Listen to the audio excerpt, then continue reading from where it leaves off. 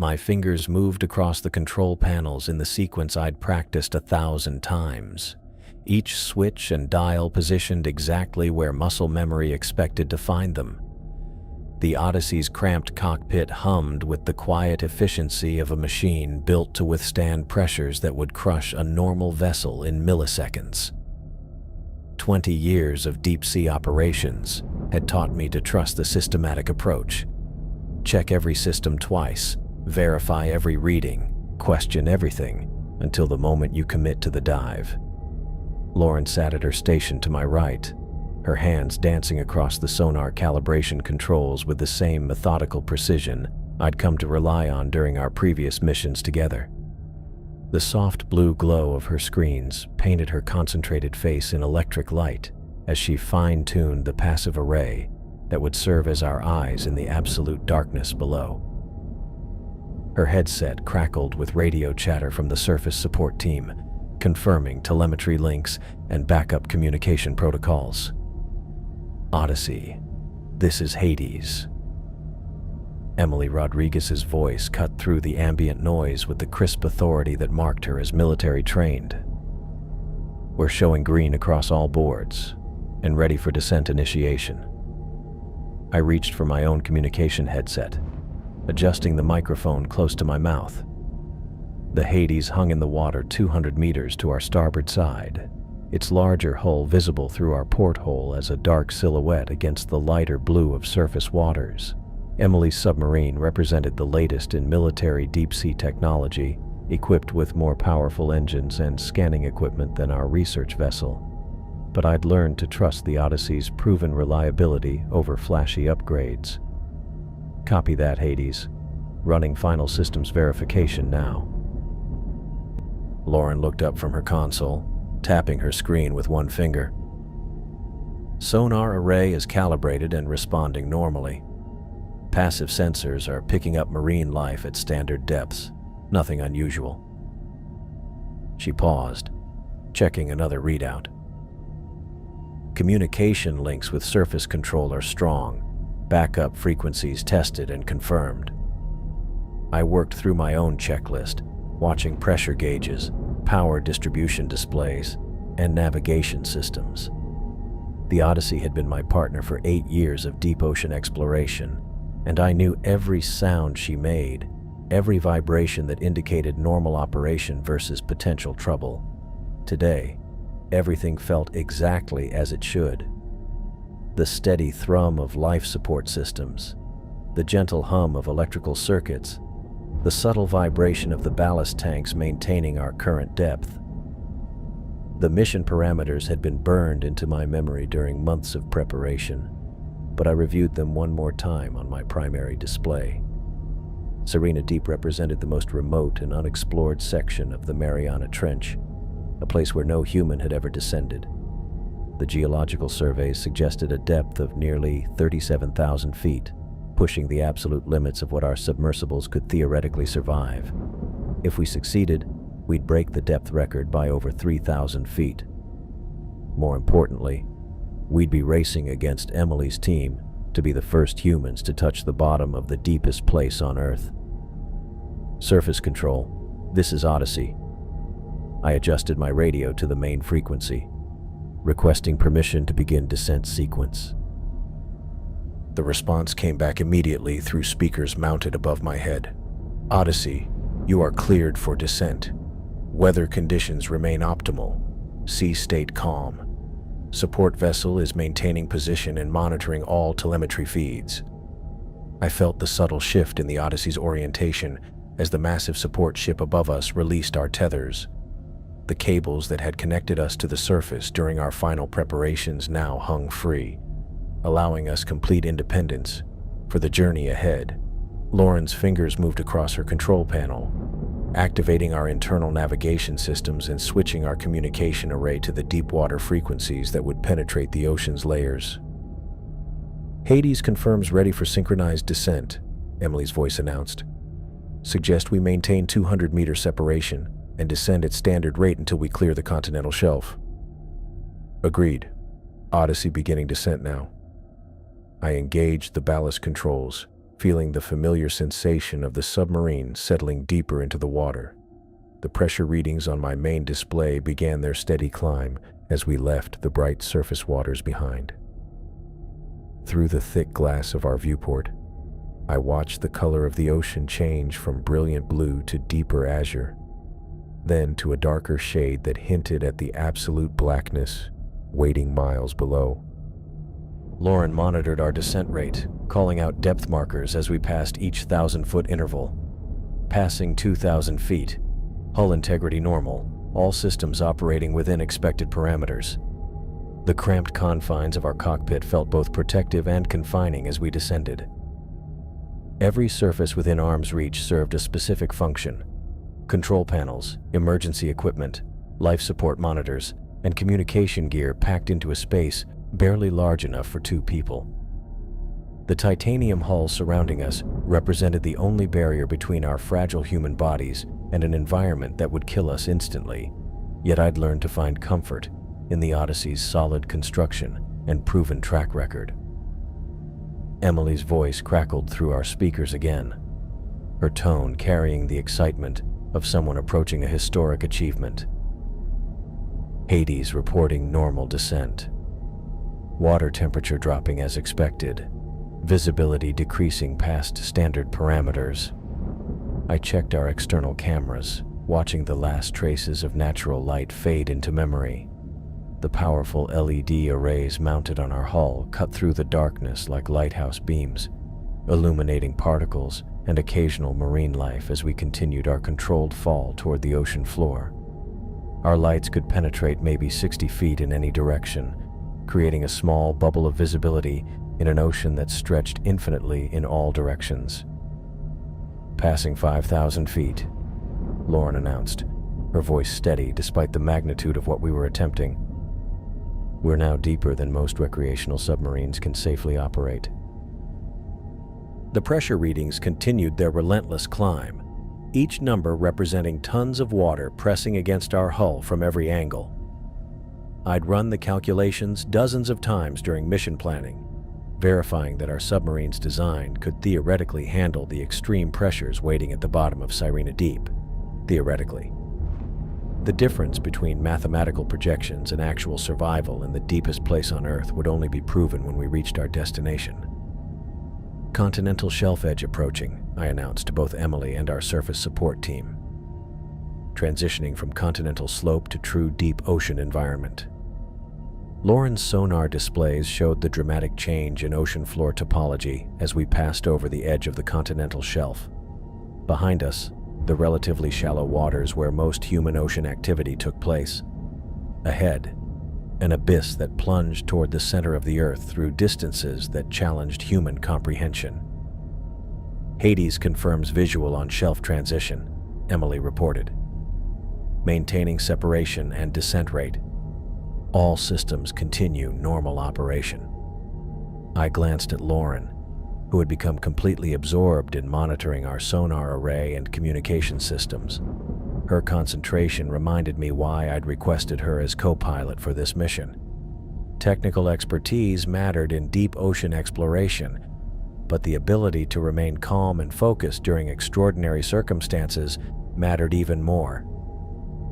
Passing 10,000 feet, Lauren called out, checking her instruments. We've now descended deeper than Mount Everest is tall. Hull compression within expected parameters. No indication of structural stress. The Odyssey continued its descent through water that had never known sunlight, past depths where the pressure would crush most surface vessels, like empty aluminum cans.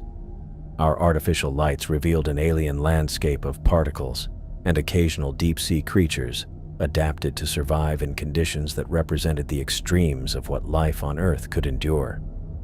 Emily's voice cut through the steady background noise of our life support systems. Approaching 15,000 feet, Hades reporting all systems green and continuing descent. Weather conditions on surface remain optimal for extended operation. I monitored our power consumption carefully, knowing that every system on the Odyssey drew from batteries that would have to sustain us through the hours-long journey to the bottom and back to the surface. The mathematics of deep ocean exploration always came down to energy management. Too little power, and we'd be stranded in the abyss. Too much consumption, and we'd run out of life support before completing our mission. Odyssey to surface control, I transmitted. Passing 15,000 feet with normal descent rate and all systems operational. Estimate arrival at target depth in approximately 2 hours. The response from our surface support team carried the tension that everyone involved in the mission felt, even those remaining safely above. Copy, Odyssey. Weather forecast remains stable. Backup support vessels in position. Continue mission as planned. Lauren adjusted her headset, switching between communication frequencies to maintain contact with both the Hades and our surface team. Passive sonar is picking up the usual deep-water marine life. Nothing extraordinary at these depths, just the standard species we'd expect to find. I checked our external temperature readings, watching the numbers drop as we descended into waters that maintained a constant temperature just above freezing. The environment outside our protective hull had become completely hostile to human life. No air, no light, no warmth, and pressure that increased with every foot we traveled deeper. 20,000 feet, Lauren announced. We're now entering the Hadal zone. No human being has ever been this deep. The significance of that statement settled over our cramped cockpit like a physical presence. We'd moved beyond the reach of all previous exploration, descending into a realm that remained as mysterious as the surface of distant planets. Every foot we traveled deeper took us further from the possibility of rescue if something went wrong. Emily's voice carried a note of satisfaction as she reported from the Hades. Crossing 20,000 feet with all systems green. Making history, people. The first humans to explore the deepest places on Earth. I maintained our descent rate while monitoring the increasing pressure readings. The numbers on my display represented forces that no surface dweller could truly comprehend. Millions of pounds pressing against every square inch of our hull, held back only by titanium alloys and engineering calculations that had never been tested at these extreme depths. The depth gauge on my primary display read 35,900 feet when we crossed the threshold that had defined human exploration for decades. I watched the numbers continue climbing, each foot representing territory that no human being had ever witnessed. The external cameras automatically activated their recording sequence, capturing the moment we became the deepest explorers in human history. Lauren's voice cut through the steady hum of our life support systems, her professional composure unable to completely mask her excitement. We've officially passed the previous depth record, 36,000 feet and descending. Emily's voice crackled through our communication array, carrying the satisfaction of someone achieving a lifelong goal. Outstanding work, both crews. The Hades confirms we're making history down here. I glanced through our starboard porthole, catching a glimpse of the Hades' navigation lights, cutting through the absolute darkness, 200 meters away. Emily's submarine maintained perfect formation with our own vessel, both of us following identical descent patterns toward the floor of Serena Deep. The coordination required for two independent vessels to navigate these extreme depths while maintaining safe separation distances demanded constant attention to every detail. The water outside our protective hull had become something alien, a liquid environment that bore no resemblance to the ocean that existed near the surface. Our powerful LED arrays carved narrow channels of visibility through the darkness, illuminating particles and occasional fragments of organic matter that drifted past like snow in a cosmic storm. The beams could penetrate maybe 50 feet in any direction, creating a small bubble of known space in an ocean that stretched infinitely beyond our ability to comprehend. Lauren monitored her sonar displays with focused concentration, tracking the underwater topology as we descended past geological formations that challenged surface world understanding. Passive sonar is picking up some incredible structures down here. We've got underwater mountain peaks rising from the trench floor, valleys that drop even deeper than our current position. I checked our navigation system, confirming that we remained on course for the deepest point of the trench. The mathematical calculations that had guided our descent looked simple on paper, but executing them in an environment where the slightest miscalculation could result in catastrophic hull failure required absolute precision. Every system on the Odyssey operated within tolerances that had been tested in laboratory conditions, but never proven at these extreme depths. Odyssey to surface control. I transmitted through our communication array, passing 36,200 feet with normal descent rate and all systems operational. Hull integrity remains within expected parameters.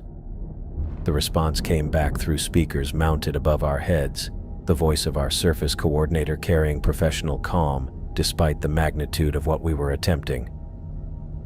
Copy, Odyssey. Weather conditions remain optimal, all support vessels maintaining position. Continue descent as planned. Lauren adjusted her headset, switching between communication frequencies to coordinate with both the Hades and our surface support team. Passive sonar continues showing the most incredible geological features. Rock formations that look like they've been carved by forces we can't even imagine. The external temperature readings showed water that maintained a constant temperature just above freezing, trapped in eternal darkness where seasonal changes meant nothing. The environment outside our titanium hull represented the ultimate frontier of exploration on Earth, a place where the pressure would instantly crush human tissue and the complete absence of light made navigation impossible without artificial systems. 36,500 feet, Lauren announced, checking her depth readings. The Hades is maintaining perfect formation, all communication links strong. I felt the subtle vibrations of our hull responding to the increasing pressure. Tiny adjustments in the metal that reminded me of the tremendous forces pressing against us from every direction. The engineering specifications claimed our submarine could theoretically survive at the bottom of Serena Deep. But the difference between theoretical survival and actual performance would only be proven when we reached our destination. Emily's voice carried notes of excitement as she reported from the Hades. Sonar is picking up what looks like massive canyon systems carved into the trench walls. The geological complexity down here is beyond anything we've seen in previous deep ocean surveys. I checked our external cameras, watching our lights illuminate the alien landscape of the deep ocean. Occasionally, we passed through clouds of particles that created almost snow-like conditions in our beam paths, while other areas remained so clear that our lights seemed to penetrate impossible distances before fading into the infinite blackness.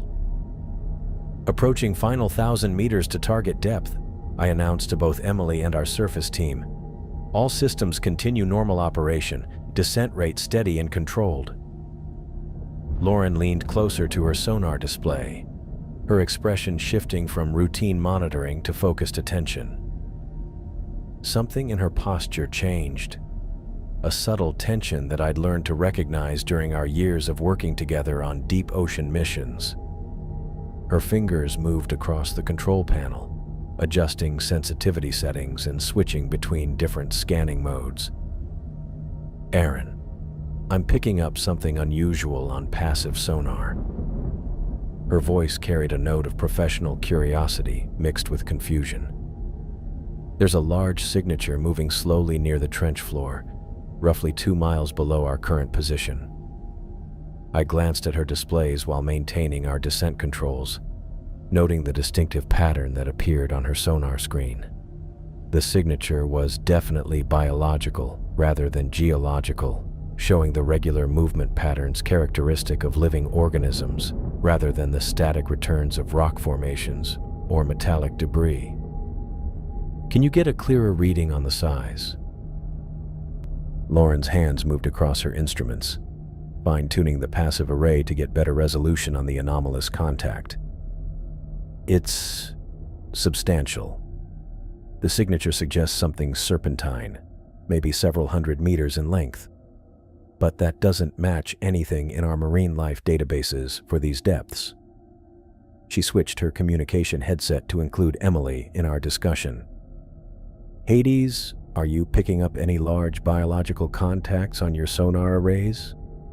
Emily's response came back immediately, her voice carrying the sharp attention of military training. Negative on biological contacts. Our active sonar sweeps are showing standard geological features and normal small marine life. What exactly are you tracking? Lauren studied her readings, adjusting the display parameters to get the clearest possible image of whatever was moving in the depths below us. Something large and serpentine, moving slowly along what appears to be the trench floor. The signature is biological, but unlike anything in our identification databases. I cut Lauren off mid-sentence, my voice carrying the authority that 8 years of partnership had taught her to recognize. Switch to passive monitoring only. No active pings, no ranging sweeps. Just track whatever you're seeing without sending any signals. Lauren's hands moved to her control panel, but I caught the slight tremor in her fingers as she adjusted the sensitivity settings. She'd worked deep ocean missions long enough to understand the implications of finding something this large at these depths, something that shouldn't exist according to every marine biology database we'd ever studied. The signature is massive, she whispered, leaning closer to her displays. Pattern analysis suggests a serpentine body structure, but the length readings are showing over 300 meters. That's longer than most naval destroyers. I absorbed that information while maintaining our descent rate, calculating the mathematics of what Lauren was describing. An organism that size operating at these depths challenged everything we knew about deep-sea life forms and the biological limits of survival under extreme pressure. My experience told me to approach any unknown entity with extreme caution, especially when that entity appeared capable of movements that defied standard marine life behavior.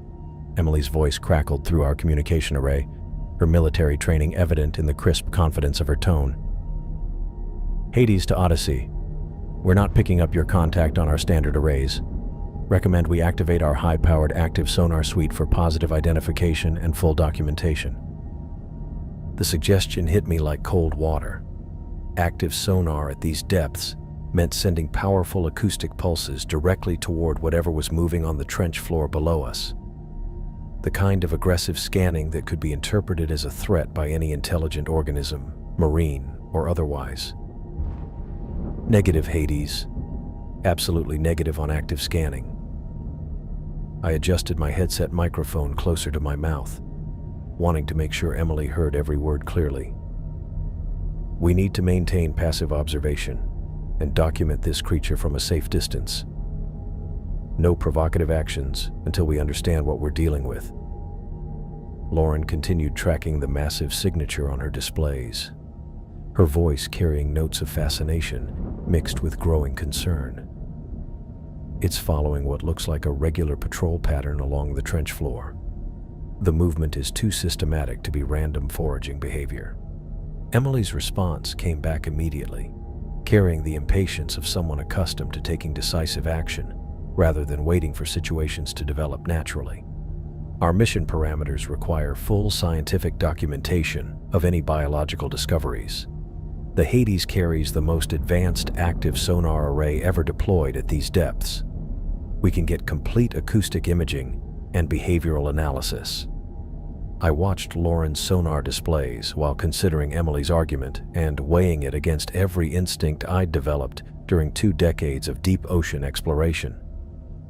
The creature's systematic movement patterns suggested intelligence levels that went far beyond typical marine life behavior. An intelligent organism might interpret aggressive sonar scanning as hostile action, and at these depths, with no possibility of rapid ascent or evasive maneuvering, provocation could result in consequences none of us were prepared to handle. Emily, listen to me carefully. We're at 36,000 feet in an environment where rescue is impossible and escape routes are limited. This creature is larger than anything in our databases and exhibiting behavioral patterns that suggest higher intelligence. Active sonar scanning could be interpreted as aggressive action. The communication channel remained silent for several seconds while Emily processed my warning. Lauren kept her attention focused on her passive sonar array, tracking the creature's movements while fine-tuning her equipment to get the clearest possible readings without transmitting any detectable signals. "The pattern is definitely systematic," Lauren reported quietly. "It's covering specific sections of the trench floor in what looks like territorial patrol behavior. This isn't random movement or feeding activity." Emily's voice returned with the determined tone that I'd learned to associate with military decision-making protocols. "Understood, Odyssey. However, our mission requires complete documentation of any significant biological discoveries. The Hades active sonar can provide detailed acoustic imaging without extended exposure times." I felt my jaw tighten as Emily continued building her argument for aggressive scanning. The systematic nature of the creature's movements that Lauren was documenting only reinforced my conviction that we needed to maintain our role as passive observers rather than active investigators. "Emily, I'm strongly advising against any active scanning. This organism is exhibiting territorial behavior patterns at depths where no rescue operation could reach us. We document from a distance and maintain passive observation protocols." Lauren glanced at me, her expression reflecting the same concern I felt about Emily's apparent determination to proceed with active sonar, regardless of our objections.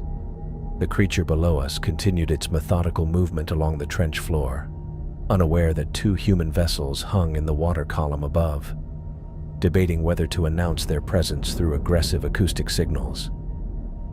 "Hades to Odyssey," Emily announced, her voice carrying the finality of a military commander who had reached a tactical decision. "Preparing to initiate active sonar sweep for biological documentation. Moving into optimal scanning position now." I watched through our starboard porthole as the Hades' navigation lights began shifting position, the larger submarine maneuvering to place itself directly above the creature's projected patrol path. Emily was positioning her vessel for maximum acoustic penetration, exactly the kind of aggressive scanning posture that could provoke an unknown organism into defensive action. "Emily, do not proceed with active scanning. I repeat, do not initiate active sonar." My warnings carried no authority over the Hades crew, and Emily's military background had trained her to prioritize mission objectives over cautious protocols. Lauren's passive sonar continued tracking the massive creature as it maintained its systematic movement pattern, completely unaware that it was about to be subjected to powerful acoustic bombardment from the submarine positioning itself overhead. The Hades completed its maneuvering, hanging in the water column like a predator preparing to strike. Emily's voice came through our speakers one final time before she committed to her course of action. "Hades preparing for active sonar sweep. Full biological documentation commencing in 30 seconds." Emily's voice cut through our communication array with the kind of dangerous confidence that I'd learned to fear during military operations. "Let's see what's really down there." "Emily, no!" I grabbed my microphone, my voice carrying every ounce of authority I could muster. "Do not initiate active scanning. Abort the sonar sweep." The active sonar burst erupted from the Hades with tremendous acoustic force, a powerful ping that cut through the water with the intensity of controlled underwater explosions. The sound wave penetrated the ocean depths with enough energy to map geological features across vast distances, exactly the kind of aggressive scanning that I'd spent the last several minutes trying to prevent. Lauren's passive sonar screen immediately exploded into chaotic activity. Her displays, which had been tracking the creature's methodical movement along the trench floor, suddenly showed readings that defied every principle of marine biology she'd studied during her career. The massive serpentine signature that had been moving slowly through the depths, miles below us, reacted to the sonar assault with impossible speed. "It's moving." Lauren's voice cracked with terror as her hands flew across her instrument controls. "The signature is accelerating upward faster than anything should be able to move through water." I leaned over her shoulder, watching her sonar displays register movement patterns that challenged the physical laws governing underwater locomotion. The creature was rushing toward the surface with the speed of a torpedo, but the signature showed a body length that exceeded any man-made vessel ever constructed. My mind struggled to process what we were witnessing as the massive form undulated through the water column with terrifying grace. Our external cameras automatically adjusted their focus and zoom settings, tracking the movement that Lauren's sonar was detecting in the depths below us. Through the darkness beyond our LED arrays, I caught the first glimpse of something vast and dark rising from the trench floor. The shape appeared at the very edge of our camera range, a shadow within shadows that seemed to absorb our artificial lighting rather than reflect it. Emily's voice came through the comm again, but the dangerous confidence had vanished completely, replaced by the sharp panic of someone confronting a situation beyond their training or experience. "Hades to Odyssey. We're detecting a massive contact approaching our position at incredible speed. Please confirm your sonar readings." The water around both our submarines began to vibrate with a low-frequency sound that penetrated our titanium hulls and resonated through our internal atmosphere. The vibration felt like standing next to enormous machinery, a rhythmic pulsing that seemed to emanate from the creature itself rather than any mechanical source. I realized we were hearing the serpent's response to the aggressive sonar ping, a sound that carried implications of intelligence and deliberate communication. Lauren's equipment registered the creature's enormous size as it continued its rapid ascent toward our position. Her voice trembled as she read the measurements displayed on her screens. "The signature is showing over 300 meters in length, and it's accelerating past anything our databases classify as possible for biological entities." Through our communication array, the radio chatter from the Hades crew became increasingly frantic as their own instruments confirmed what Lauren's sonar was tracking. Emily's commands to her pilot mixed with technical reports from her equipment specialists, creating a cacophony of military terminology that couldn't disguise the fear creeping into their voices. "Emergency ascent! Emergency ascent!" Emily's orders carried through the comm channel as the Hades began attempting evasive maneuvers. "All ballast tanks, maximum rate of ascent." I watched through our viewport as the Hades's lights shifted position, the military submarine trying to gain altitude and distance from whatever was rising to meet them. Their emergency ballast procedures created visible bubbles in the water as they dumped weight and increased buoyancy. But even as I observed their efforts, I knew the mathematics of deep ocean escape made their situation hopeless. The creature's approach registered on every sensor array we possessed, creating a symphony of electronic warnings that filled our cockpit with the sound of instruments detecting something that shouldn't exist. Lauren's hands shook as she tried to maintain tracking on the massive signature, her professional composure finally breaking under the stress of monitoring an entity that challenged everything she'd believed about marine life. "Aaron, it's almost at their depth level." Lauren's scream cut through the ambient noise of our life support systems. "The ascent rate is impossible. Nothing biological can move that fast through water." I gripped our control panel while watching the tactical display that showed both submarines' positions relative to the approaching creature. The Hades had managed to gain maybe 200 feet of altitude during their emergency ascent, but the Serpent was covering vertical distances in seconds that should have taken any known organism several minutes to traverse. Emily's voice crackled through our speakers one final time before her radio discipline completely collapsed. "Mayday. Mayday. Unknown contact approaching at impossible speed, requesting immediate surface support." The low-frequency vibrations intensified around our position, creating harmonic resonances in our hull that I could feel through the soles of my feet. The creature's response to the aggressive sonar had awakened something ancient and powerful, something that viewed the Hades' acoustic assault as a direct challenge to its authority in these depths. I watched our external cameras track the rising shadow as it approached the Hades' position with deliberate, terrifying purpose. The military submarine's lights flickered as their crew diverted power to their ascent systems, but their efforts seemed insignificant compared to the massive presence that was emerging from the deepest parts of the ocean to meet them. We were hanging 36,000 feet below the surface, in an environment where rescue was impossible and escape routes were limited to the slow, methodical process of controlled ascent. The creature that Lauren's sonar was tracking had demonstrated movement capabilities that exceeded every known biological entity, and it was responding to Emily's aggressive scanning with what appeared to be deliberate, intelligent action. I realized with cold certainty that we were too deep and moving too slowly to escape whatever was rising to meet the Hades, and that Emily's decision to ignore my warnings had awakened something that had been sleeping in the deepest places of the earth.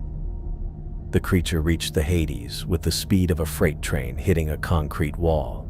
I watched through our long-range cameras as the massive serpentine form slammed into Emily's submarine with enough force to send shockwaves through the water that I could feel vibrating through our own hull 30 seconds later. The impact crushed the Hades' forward section like an aluminum can. The titanium plating that had been rated for these extreme pressures folding inward under the creature's assault.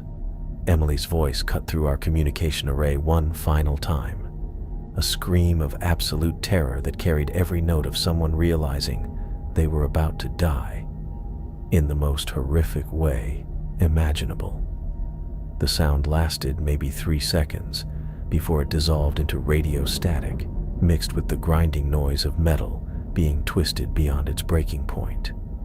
Lauren's hands covered her mouth as she stared at her sonar displays, watching the technical readouts that translated the Hades' destruction into cold electronic data.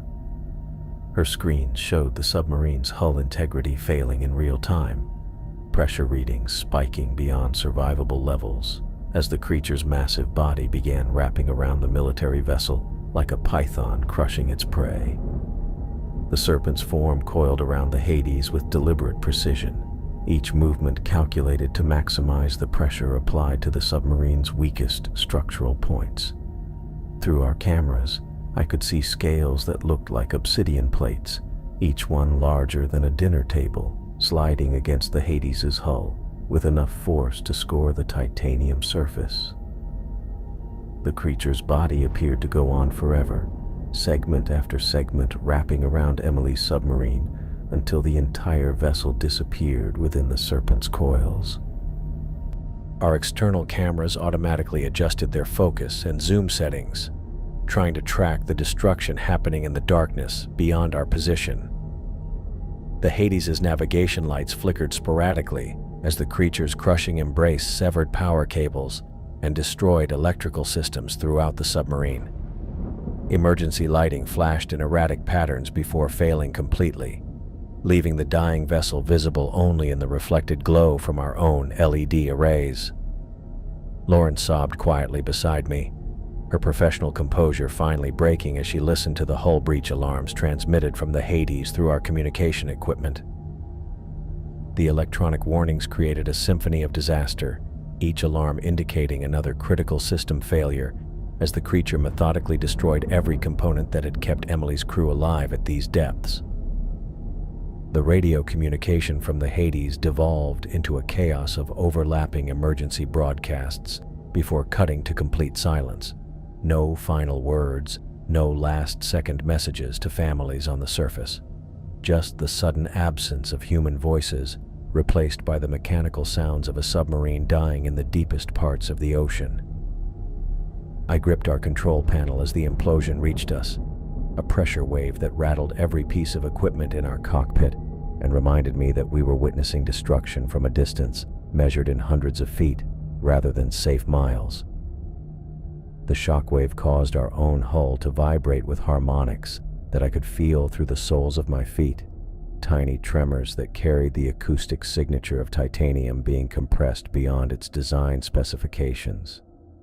Debris from the destroyed Hades drifted past our viewports like grotesque snow, pieces of hull plating and internal components that had once protected human lives now floating as wreckage in the eternal darkness. I watched fragments of Emily's submarine pass through our external lighting, twisted metal that represented the complete failure of human engineering when confronted with forces that exceeded every calculation our species had ever made. The creature slowly uncoiled from the mangled remains of what had been the most advanced deep-sea exploration vessel ever constructed.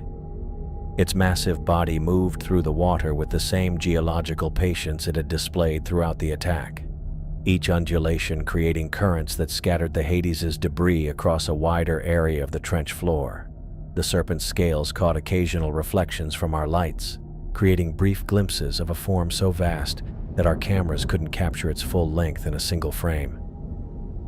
I reached for our external lighting controls, my hands moving with practiced efficiency, even while my mind struggled to process what I had just witnessed. Our main LED arrays had been illuminating the creature's attack, making us visible to anything with functional vision in these depths. The mathematics of our situation became brutally clear as I calculated our own vulnerability to the same fate that had just destroyed Emily's crew. My fingers found the master switch for our external lighting systems, and I killed every light except our minimal emergency beacons. The brilliant LED arrays that had been carving visibility through the ocean darkness went dark, leaving us in the dim red glow of our internal emergency lighting. The sudden absence of external illumination felt like closing our eyes in a room full of predators, but remaining visible seemed infinitely more dangerous. Lauren's sonar equipment continued tracking the creature's movements as it completed its systematic destruction of the Hades. Her displays showed the serpent moving through the wreckage with methodical precision, examining the results of its attack with what appeared to be satisfied thoroughness. The creature's behavior suggested intelligence that went far beyond simple predatory instincts, a deliberate evaluation of the threat it had just eliminated. The red emergency lighting in our cockpit painted everything in shades of blood and shadow, turning Lauren's tear-streaked face into a mask of terror, illuminated by the glow from her instrument panels. Our life support systems maintained their steady mechanical breathing, the only sounds in our cockpit, now that the Hades' radio transmissions had gone silent forever. I watched our passive sonar displays track the creature's enormous signature as it moved through the debris field with the casual thoroughness of someone cleaning up after completing necessary work. The serpent's massive head rotated in our direction, and I felt my blood turn to ice water as I realized that the ancient intelligence that had just destroyed our sister vessel was now focusing its attention on our position. The creature's head continued turning toward the Odyssey with deliberate, terrifying purpose, and I understood with absolute certainty that our fate now hung in the balance of whatever judgment this ancient guardian was preparing to make about our worthiness to survive this encounter. I pressed my back against the pilot seat as the creature moved toward our position with the same methodical purpose it had displayed while destroying the Hades. The massive head appeared first at the edge of our viewport, emerging from the absolute darkness beyond our minimal emergency lighting like a mountain being born from the ocean floor. My hands gripped the armrests of my chair, knuckles white against the metal, as the serpent continued its approach with movements that seemed to operate on geological timescales rather than any biological rhythm I'd ever witnessed. The head kept coming, growing larger in our field of vision until I realized the scope of what we were seeing. This wasn't just a large marine animal approaching our submarine. The creature's skull alone appeared to dwarf our entire vessel, a structure so massive that our cockpit represented nothing more than a tiny window into an intelligence that predated human existence by millions of years. Lauren had gone completely silent beside me, her ragged breathing from moments ago replaced by absolute stillness. I could see her in my peripheral vision, hands pressed tightly against her mouth, her entire body frozen in the kind of terror that comes from confronting something so far beyond normal experience that the mind struggles to process its reality. Her sonar equipment continued registering the creature's massive signature, but the displays had become irrelevant when the actual entity was filling our viewport with its overwhelming presence. The serpent's eye came into alignment with our position, and every thought I'd ever had about deep-sea exploration evaporated in an instant. The eye itself measured larger than our entire cockpit, a swirling nebula of blue and gold light that pulsed with its own internal illumination.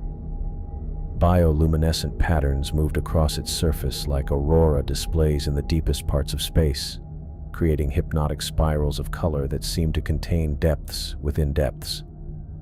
I stared into that impossible eye and felt something fundamental shift in my understanding of consciousness itself.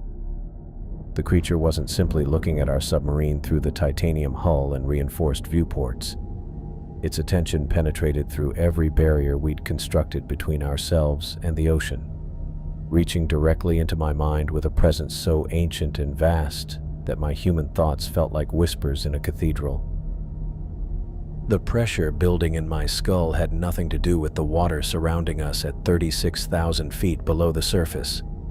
This was something far more profound, an immense intelligence pressing against the boundaries of my consciousness and examining everything I was with the casual thoroughness of someone reading a book.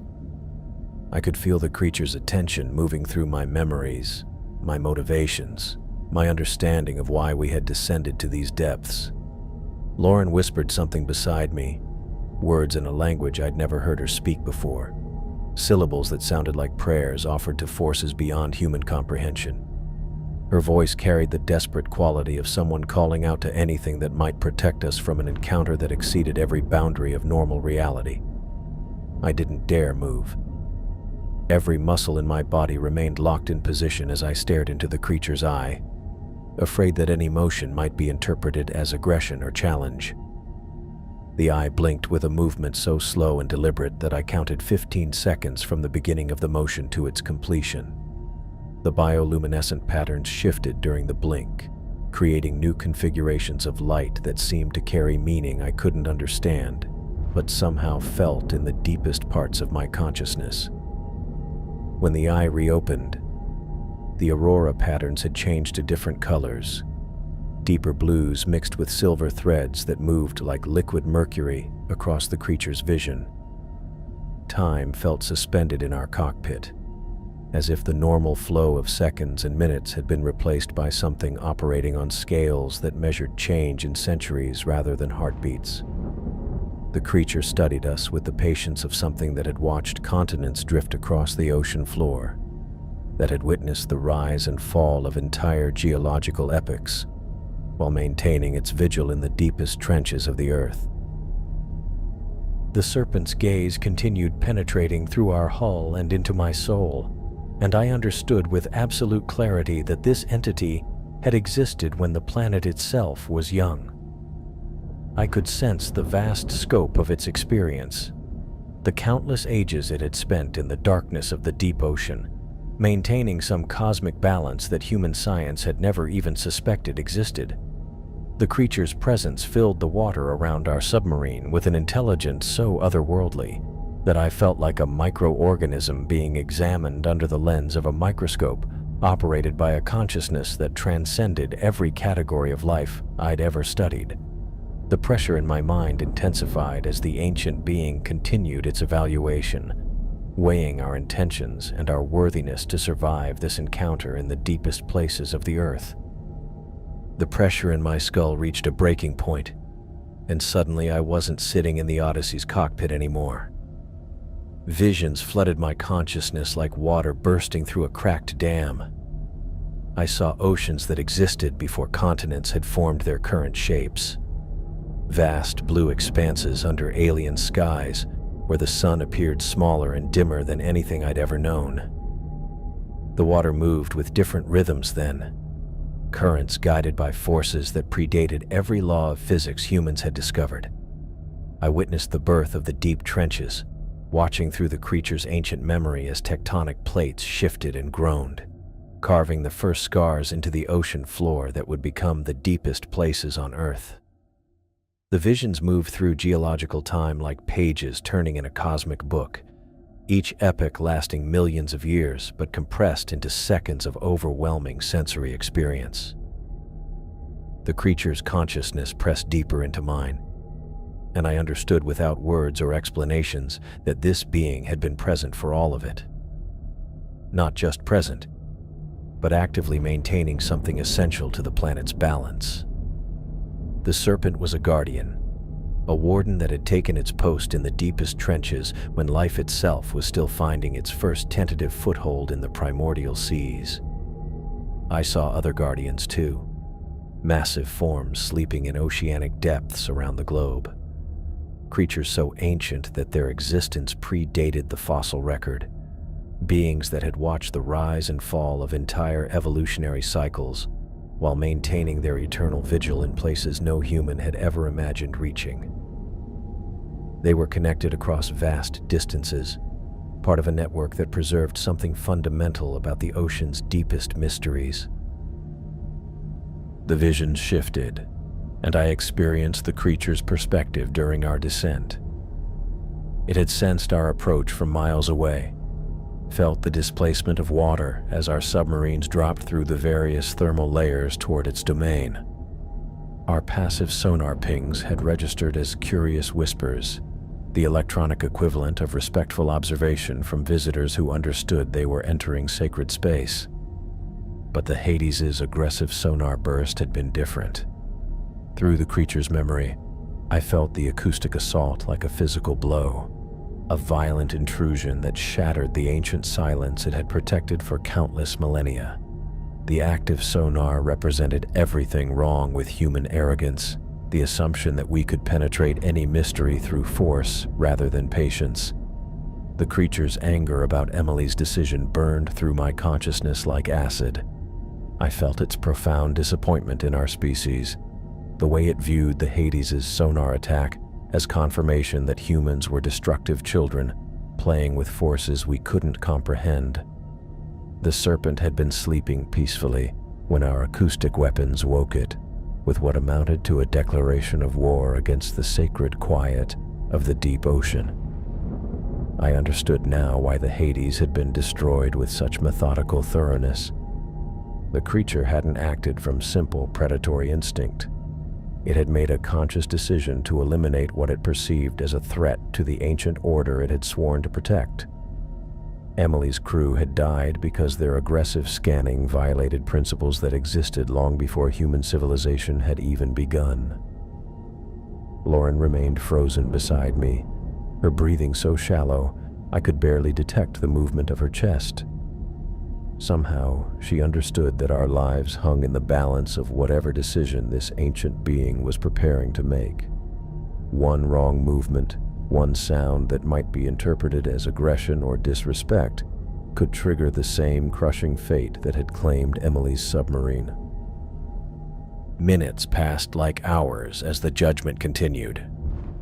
I felt the creature's attention moving through every memory I possessed about deep-sea exploration, evaluating my motivations for descending to these depths.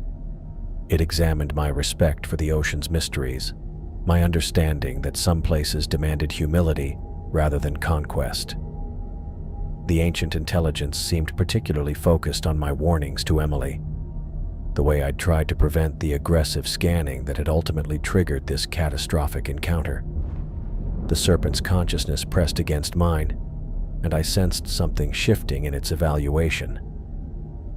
The crushing weight of cosmic disapproval that had been building in my skull began to ease slightly, replaced by something that might have been grudging acceptance. The creature had reached some unfathomable decision about our worthiness, and we had apparently passed whatever test it had been conducting. I felt the ancient intelligence beginning to withdraw from my consciousness, pulling back from the intimate examination of my thoughts and memories.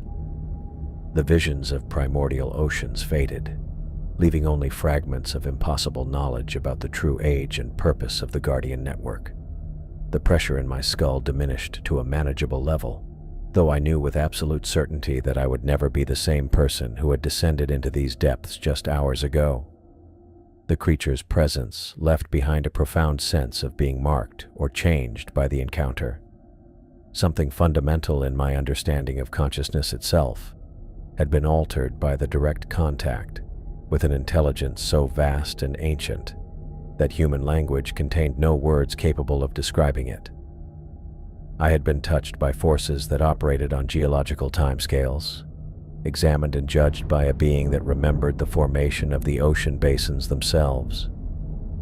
As the psychic connection faded to whispers in the back of my mind, I realized that we had been granted something unprecedented in human history.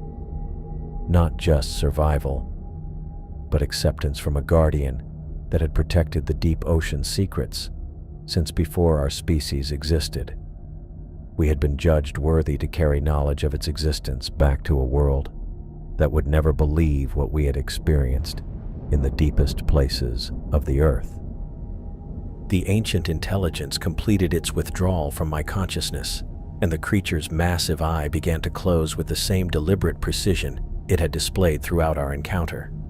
The movement took nearly 20 seconds, each fraction of the closure carrying weight that seemed to compress entire lifetimes of experience into a single gesture. I understood without words that this represented a final acknowledgement, the serpent's decision rendered through cosmic judgment that operated beyond any human framework of mercy or condemnation. The eye sealed shut, and the bioluminescent aurora patterns that had been swirling across its surface dimmed to faint traces of residual light. Those last threads of blue and gold flickered like dying embers before disappearing completely, leaving only the massive dark curve of the creature's skull filling our viewport. The transition from active intelligence to apparent dormancy felt like watching a star go out, the sudden absence of that overwhelming presence creating a vacuum in my consciousness that I struggled to process. The serpent's colossal body began to uncoil from around the mangled wreckage of the Hades, each movement flowing with the geological patience it had maintained since first rising from the trench floor. I watched through our limited emergency lighting as section after section of obsidian scales slid past our cameras, the creature's form seeming to stretch endlessly as it extracted itself from the debris field. The process unfolded like watching a mountain slowly reshape itself, each undulation of the massive body creating currents that scattered fragments of Emily's submarine across wider areas of the ocean floor. The serpent's withdrawal revealed the full scope of destruction it had inflicted on the Hades. Twisted pieces of titanium hull drifted through our external lighting like metallic snow. Sections of what had been the most advanced deep-sea exploration vessel ever constructed, reduced to scrap metal, floating in eternal darkness. I caught glimpses of larger components, pieces of the navigation array and communication equipment that had connected Emily's crew to the surface world just minutes ago, now serving as monuments to human arrogance in the deepest places of the earth. Lauren's sonar equipment continued tracking the creature's movements, her passive array registering the massive signature as it began descending away from our position. The displays showed the serpent's form, elongating vertically as it dropped toward depths that exceeded our instrument's maximum range capabilities. I watched the sonar readings stretch and fade, the creature's biological signature becoming fainter with each passing second as it returned to whatever primordial domain it had emerged from to deal with our intrusion. The ancient being moved deeper into the trench with purpose that suggested its evaluation of our worthiness was complete. Its descent followed trajectories that seemed to bypass normal physics, the creature navigating underwater geography with intimate knowledge accumulated over geological ages. Lauren's equipment registered the signature dropping past our maximum sensor range within minutes, the serpent disappearing into abyssal depths, where human technology could no longer follow its progress. Water around the Odyssey gradually stilled as the creature's massive form withdrew beyond detection range. The currents generated by its movement during the encounter slowly dissipated, leaving our submarine suspended in the kind of absolute stillness that existed only in the deepest parts of the ocean. Emergency lighting from our hull illuminated particles and debris floating past our viewports. But the cosmic presence that had dominated our environment for the past hour was gone, dissolved back into the darkness as if it had never existed. I sat motionless in the pilot seat, my hands still gripping the control panel armrests, trying to process the reality that we had survived an encounter that should have resulted in our immediate destruction. The creature had possessed the power to crush our submarine as easily as it had destroyed the Hades, yet we remained intact and functional while drifting among the wreckage of Emily's vessel. The mathematics of our survival made no sense according to any framework of marine biology or predatory behavior I'd studied during 20 years of deep ocean exploration.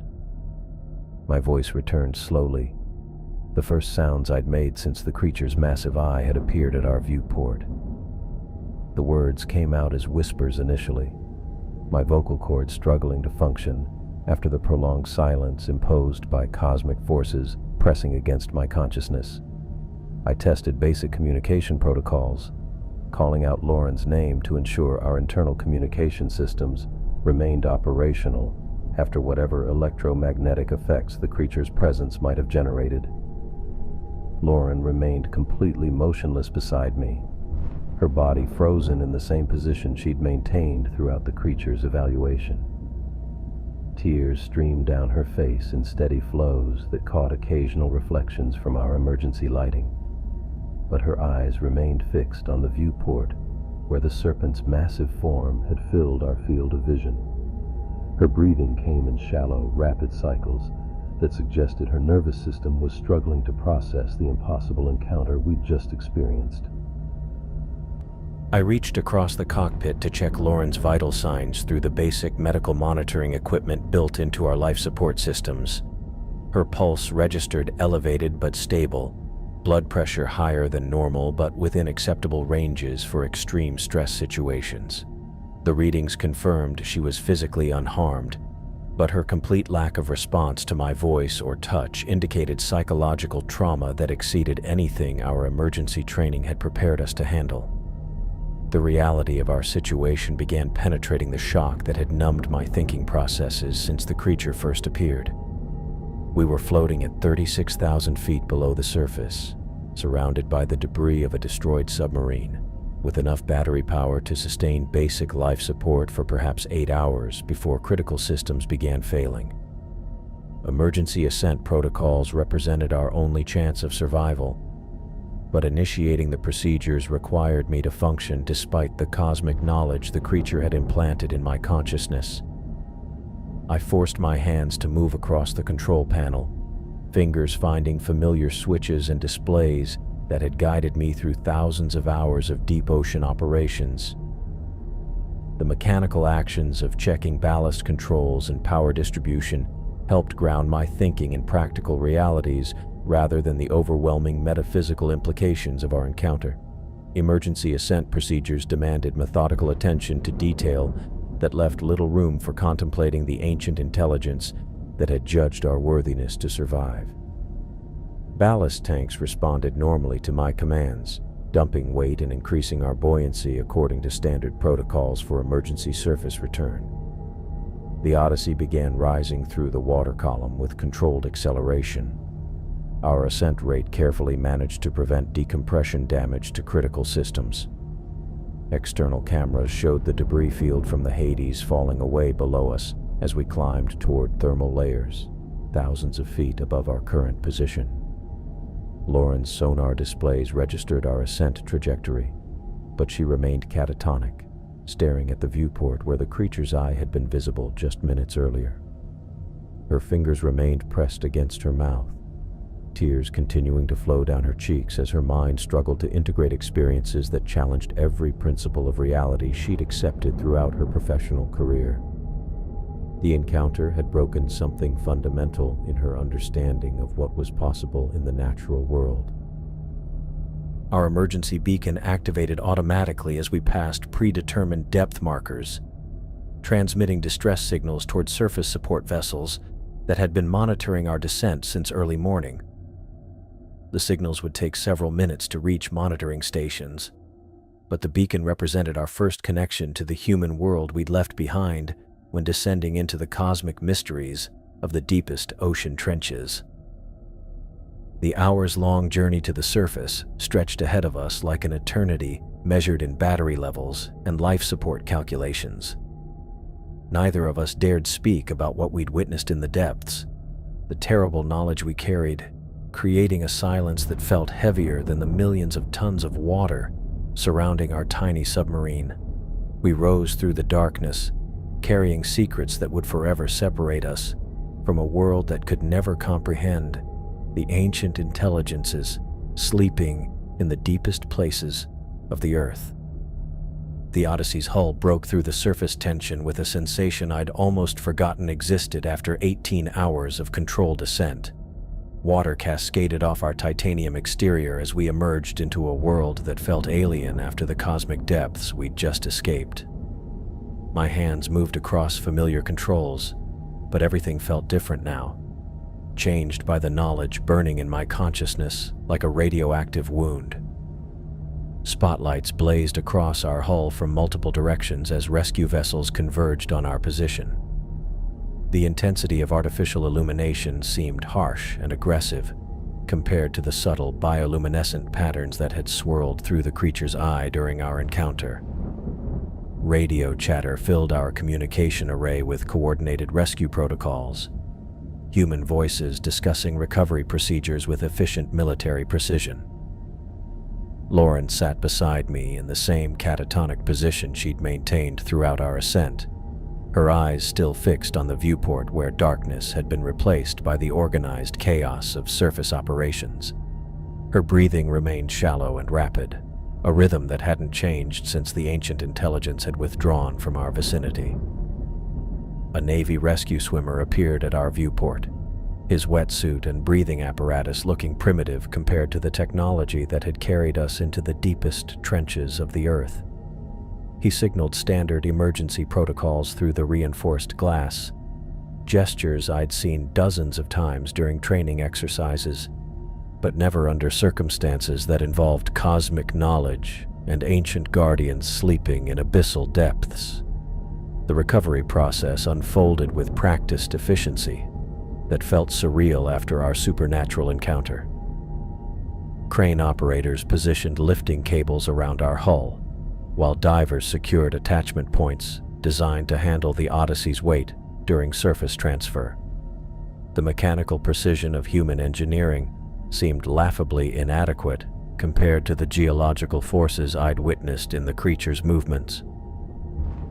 They hauled us aboard the primary support vessel within 30 minutes, the Odyssey's hull settling onto deck cradles with metallic clangs that echoed across the ship's superstructure. Medical personnel moved with urgent purpose, preparing to extract us from our submarine through procedures developed for deep-sea emergency situations. None of them understood they were dealing with survivors of an encounter that challenged every principle of marine biology and consciousness research. Navy personnel helped me climb out of the Odyssey's access hatch, my legs wobbling as they adjusted to solid surfaces after 18 hours of controlled ascent.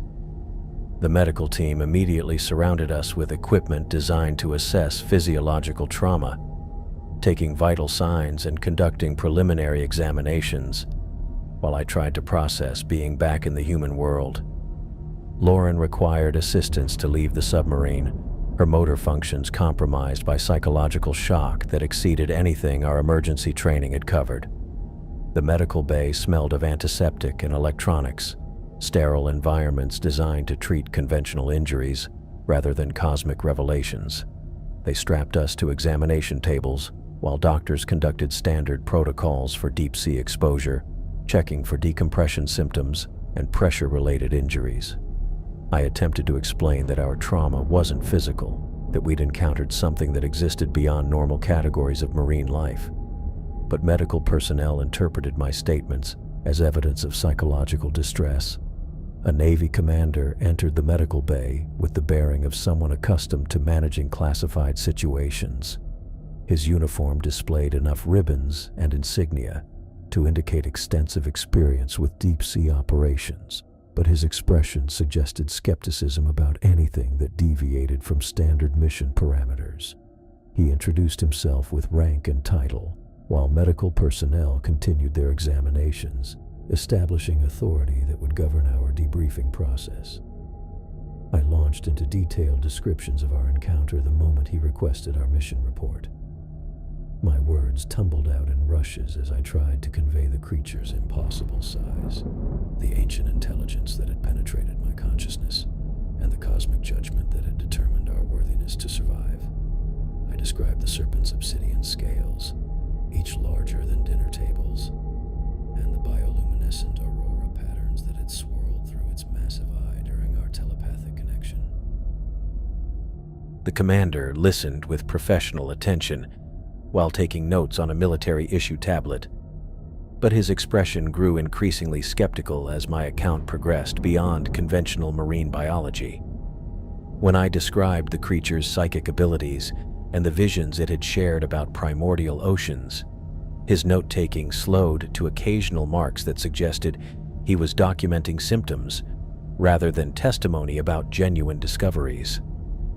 Lauren corroborated every detail of my account when medical personnel managed to coax responses from her catatonic state. Her voice came out in whispers as she described tracking the massive sonar signature, its impossible speed during ascent, and the systematic nature of its movements along the trench floor. She provided technical details about passive sonar readings and biological patterns that should have validated our encounter through electronic documentation. Medical personnel exchanged glances that carried implications I recognized immediately. They were interpreting Lauren's testimony as evidence of shared psychological breakdown rather than independent confirmation of our experience. The concept of folie à deux appeared in their whispered consultations, professional discussions about how extreme stress could create identical hallucinations in multiple subjects exposed to the same traumatic environment. A Navy psychiatrist joined our debriefing session, introducing questions designed to assess our psychological stability rather than document our encounter with an ancient intelligence. He asked about previous experiences with deep-sea exploration, our relationship as working partners, and whether we'd discussed the possibility of encountering unknown marine life during our descent. His inquiries followed established protocols for evaluating testimony from personnel who'd survived extraordinary circumstances. I insisted that our encounter was documented in the Odyssey's data logs, that sonar readings and external camera footage would prove everything we described about the creature's behavior. The commander assured me that technical personnel were analyzing all recorded data, but his tone suggested they expected to find evidence of equipment malfunction rather than confirmation of our supernatural experience. Hours passed as military officials conducted systematic debriefings that felt designed to discredit our testimony through repetition and skeptical questioning. They asked the same questions multiple times, looking for inconsistencies in our accounts that might indicate psychological fabrication rather than genuine observation. Each retelling of our encounter was met with professional courtesy that barely concealed their conviction that extreme pressure and trauma had created shared delusions. A senior Navy official arrived with documentation that would formalize their conclusions about the Hades' destruction. He explained with military precision that geological analysis indicated catastrophic hull failure caused by unforeseen pressure variations in the Serena Deep region. The explanation attributed Emily's submarine's destruction to mechanical failure rather than external forces, creating an official narrative that eliminated any mention of unknown marine life. I protested vehemently, pointing out the complete absence of seismic activity in the area during our mission time frame. My arguments about the creature's deliberate attack patterns and the coordinated nature of the Hades' destruction fell on ears that had already decided our testimony was unreliable. They presented geological data that supposedly explained pressure variations capable of crushing titanium hulls, mathematical models that replaced cosmic intelligence with conventional physics. Technical personnel entered the medical bay carrying storage devices that contained every piece of electronic data recorded during our mission. They explained with bureaucratic efficiency that all mission logs, sonar readings, and camera footage required confiscation under national security protocols. The classification level they cited suggested our encounter had triggered procedures designed to control information that might damage government programs or public confidence.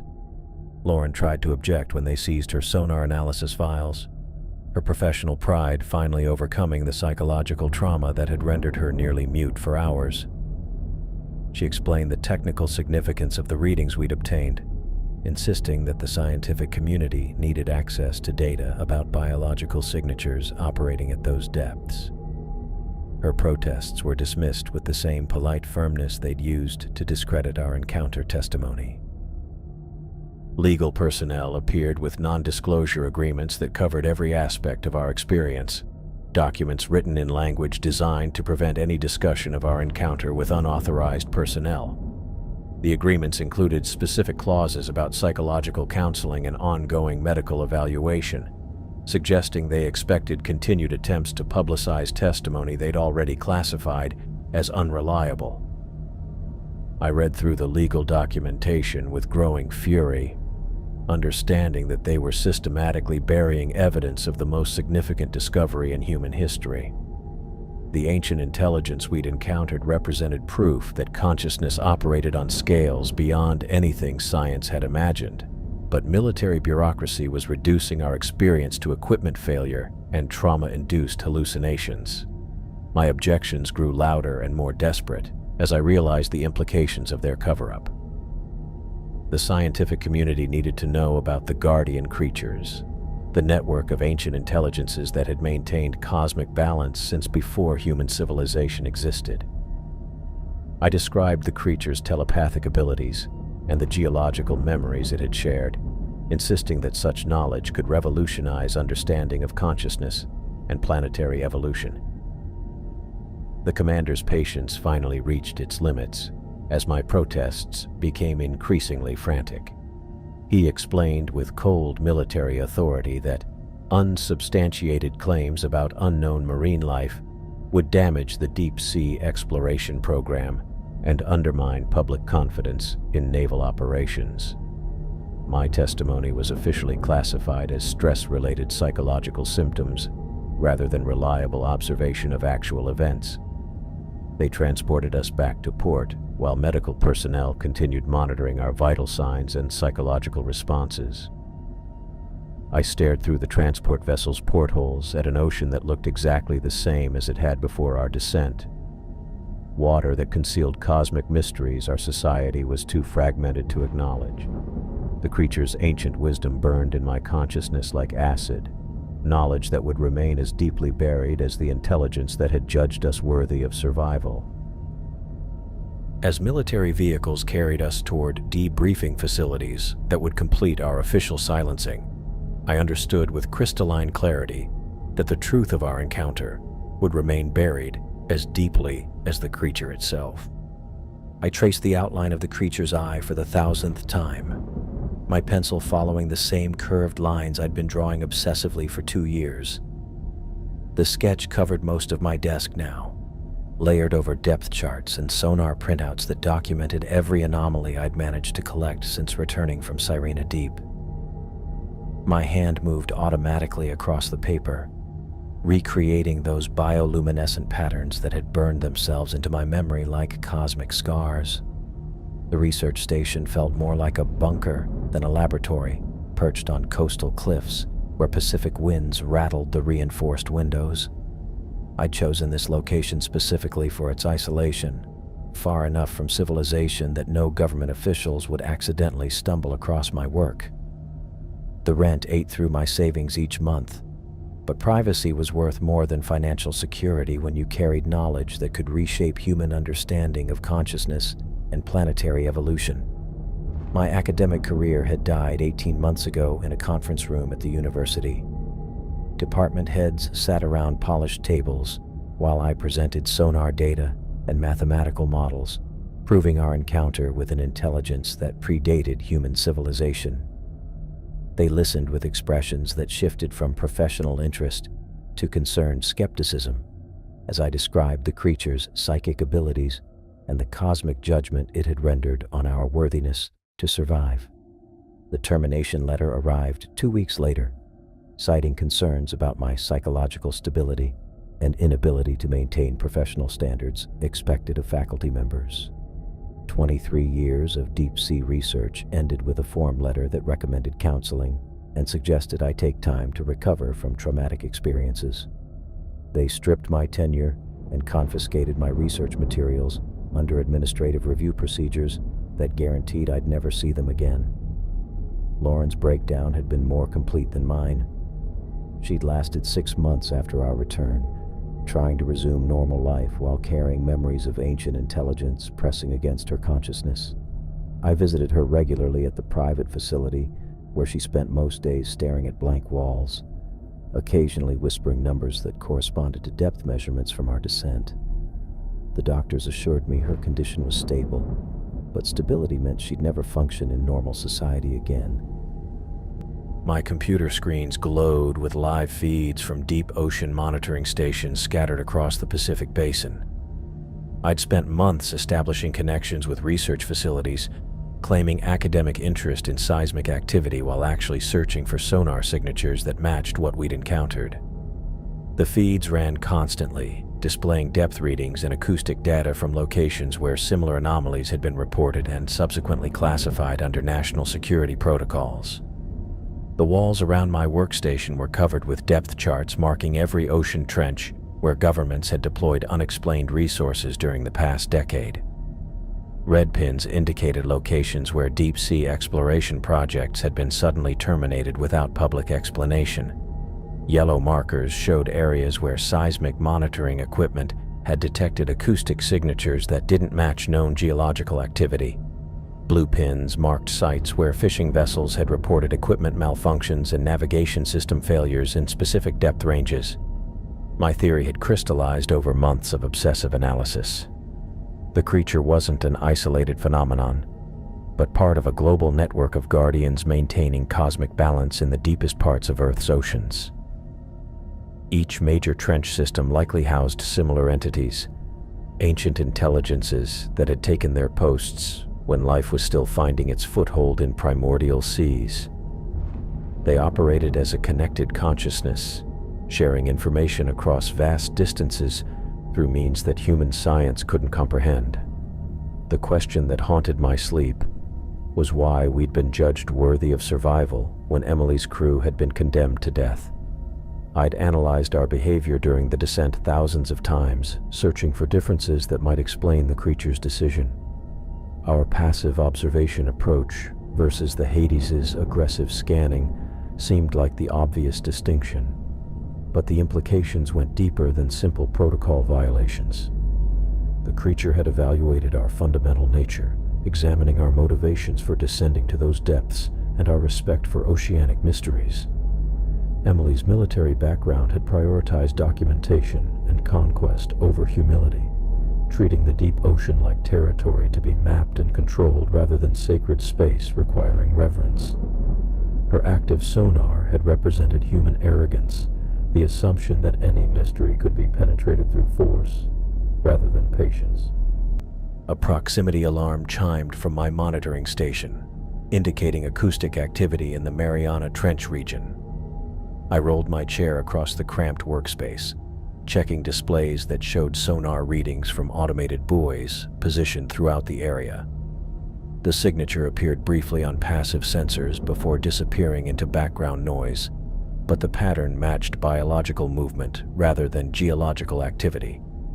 These brief contacts had been increasing in frequency over the past 6 months, subtle indications that something vast was stirring in the deepest trenches around the Pacific Rim.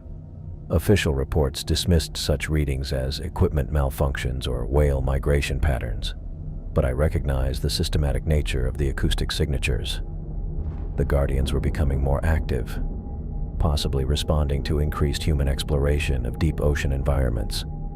My retained data files contained everything I'd managed to download before military personnel confiscated our mission logs. The classified information included Lauren's complete sonar analysis, external camera footage from our encounter, and detailed readings of the creature's biological signatures during its approach. I'd hidden backup drives in multiple locations, ensuring the evidence would survive, even if they discovered my research station. The footage remained the most compelling proof of our encounter. External cameras had captured the creature's massive form rising from the trench floor, its impossible speed during ascent, and the methodical destruction of the Hades. The video quality wasn't perfect due to distance and lighting conditions, but the recordings clearly showed something far larger than any known marine life operating at depths where conventional biology claimed nothing could survive. Every attempt I'd made to publish our findings had been blocked through legal pressure and academic blacklisting. Scientific journals refused to consider papers that contradicted established marine biology, especially when the evidence had been classified under national security protocols. My colleagues treated me like a cautionary tale about psychological breakdown under extreme stress. Professional discussions conducted in whispers about the dangers of prolonged deep ocean exposure. The creature's consciousness had left permanent changes in my mind, subtle alterations that became more apparent with time. I could sense pressure variations in ways that had nothing to do with barometric readings, feeling the weight of water in distant ocean trenches like phantom limbs. Sometimes I woke from dreams filled with bioluminescent patterns that carried meaning I couldn't translate, but somehow understood at levels deeper than language. Ocean currents spoke to me now in ways they never had before. Standing on the cliffs outside my research station, I could feel the movement of deep thermal layers thousands of miles away. The creature's telepathic contact had opened channels in my consciousness that remained active, creating connections to oceanic forces that human science had never suspected existed. My monitoring equipment registered another acoustic signature, this time from the Puerto Rico Trench in the Atlantic Basin. The pattern lasted only seconds before fading into background noise, but the frequency matched readings I'd collected from similar events in Pacific waters. The global network was stirring, responding to something that exceeded my ability to detect through conventional sensors. The desk lamp cast harsh shadows across my sketches as I compared new sonar data with patterns from our original encounter. Every acoustic signature followed similar mathematical progressions, biological rhythms that operated on geological timescales rather than anything matching known marine life. The creatures moved through their domains with purpose that suggested coordination across oceanic distances, maintaining some cosmic balance that human civilization had unknowingly threatened. I'd calculated the approximate positions of potential Guardian sites based on trench topology and historical reports of unexplained phenomena. The mathematics suggested at least 12 major entities distributed throughout Earth's deepest waters, each one responsible for protecting specific regions from human interference. Their territories corresponded with areas where deep-sea exploration projects had encountered inexplicable equipment failures and navigation system malfunctions. The computer screens flickered as another monitoring station went offline, the third outage this week in the Tonga Trench region. Official explanations blamed technical malfunctions and harsh deep ocean conditions, but the pattern of failures suggested deliberate interference with human surveillance equipment. The Guardians were eliminating our ability to observe their activities, systematically destroying monitoring devices that penetrated too deeply into their domains. My research had identified dozens of similar incidents over the past 2 years, a gradual escalation in activity that indicated something significant was approaching. Deep-sea mining operations had been experiencing increasing equipment failures as they pushed into previously unexplored regions. Military submarine patrols reported navigation anomalies and sonar malfunctions in specific depth ranges that corresponded with my Guardian location calculations. The cosmic knowledge burning in my consciousness suggested we were approaching some kind of threshold, a point where human expansion into the deep ocean would trigger responses that our species wasn't prepared to handle. The creature that had judged us at Sirena Deep was part of a network that had maintained patience for millions of years, but that patience was approaching its limits. I opened another data file containing acoustic signatures from the past month, searching for patterns that might indicate coordinated activity between Guardian sites. The mathematical relationships were subtle but consistent, suggesting communication methods that operated below the threshold of human detection. These ancient intelligences were sharing information about increasing human encroachment into their protected territories. My hands shook slightly as I traced new connections between acoustic events and human exploration activities. Every major deep-sea project that had ventured beyond traditional depth limits had triggered responses from the Guardian network. The creatures were monitoring our technological development, evaluating whether humanity posed an escalating threat to whatever cosmic balance they'd sworn to protect. The implications terrified me more than our original encounter. We'd been judged worthy of survival as individuals, but our species as a whole might face very different evaluation criteria. The Guardians possessed the power to eliminate human deep-sea capabilities entirely, crushing our submarines and destroying our monitoring equipment whenever we pushed too far into their domains. Another alarm chimed from my monitoring station, indicating multiple acoustic events occurring simultaneously across the Pacific Basin. I watched displays show brief signatures from the Japan Trench, the Peru-Chile Trench, and the Aleutian System, coordinated activity that suggested network-wide communication about something requiring immediate attention. The activity patterns were escalating beyond anything I'd recorded since beginning my research. Whatever had awakened the Guardians was approaching some kind of critical threshold, possibly related to human exploration projects that had unknowingly crossed boundaries these ancient entities considered sacred. My calculations suggested we had months, perhaps weeks, before their patience reached breaking points that would trigger responses capable of eliminating human presence in the deep ocean entirely. The creature's final telepathic message echoed through my memory like a cosmic warning. We'd been permitted to survive as witnesses, carrying knowledge that humanity needed to understand before pushing further into territories guarded by intelligences that predated our civilization. The choice belonged to our species now, whether to heed the warning or continue expansion that would eventually provoke responses that could end human exploration of the deep ocean forever. Pacific winds howled against the research station's reinforced windows as darkness settled over the coastal cliffs. I continued my solitary vigil, monitoring feeds from stations that remained operational while searching for patterns that might explain the accelerating activity in the deepest trenches. The knowledge I carried felt heavier than the millions of tons of water that had surrounded our submarine during that terrible encounter 2 years ago.